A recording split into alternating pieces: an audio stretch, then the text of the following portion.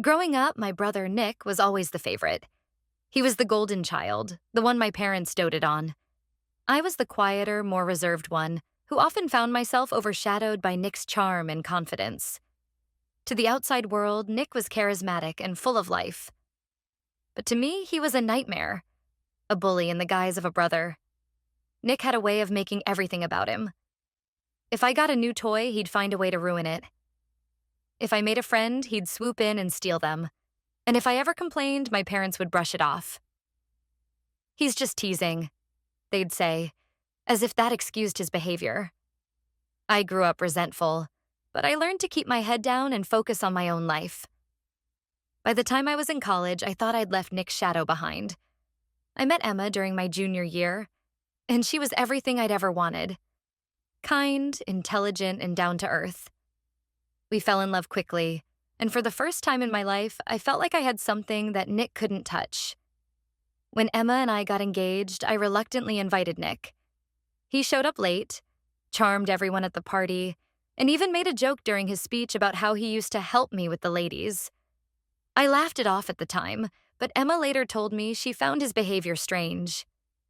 "He's your brother, but he's intense," she said. I dismissed it. Nick was Nick.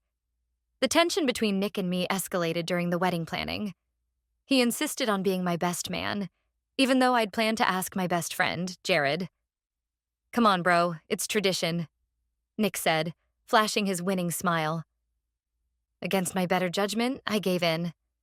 At the wedding, Nick made himself the center of attention again, cracking inappropriate jokes during his toast and dancing with Emma a little too closely for comfort. I chalked it up to him being Nick, but a seed of unease planted itself in my mind.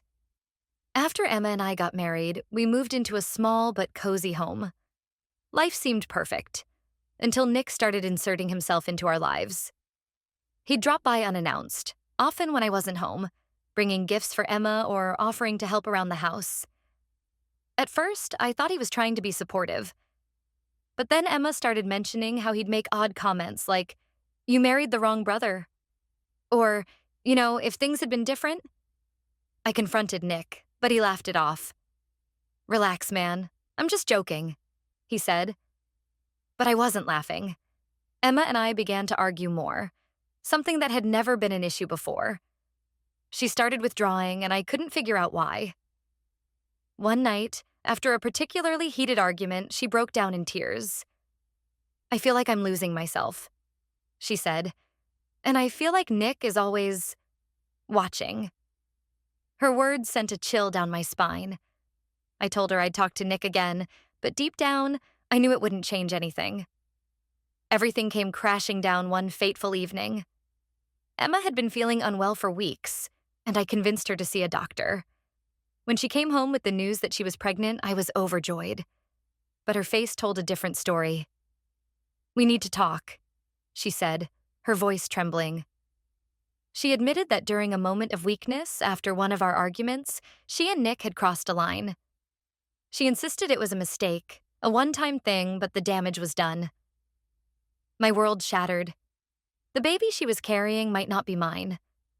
I felt betrayed, angry, and utterly broken. I confronted Nick in a rage, and he didn't even try to deny it. "It just happened," he said, as if that excused everything.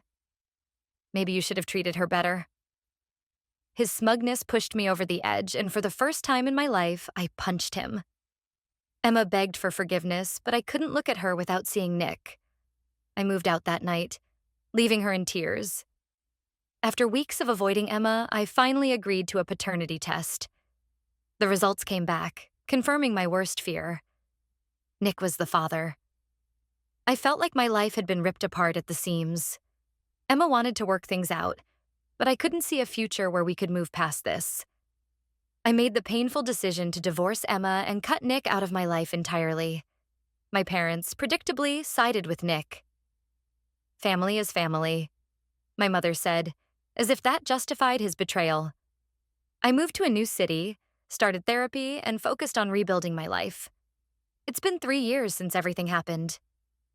Emma and I are on civil terms, mostly because of her child, who I've chosen to have no contact with. Nick's life, from what I hear, is a mess. He tried to make things work with Emma, but their relationship fell apart. Meanwhile, I've started dating again, and I'm finally finding peace. This experience taught me the importance of setting boundaries, even with family. Sometimes the people closest to you are the ones who hurt you the most. But life goes on, and so do I.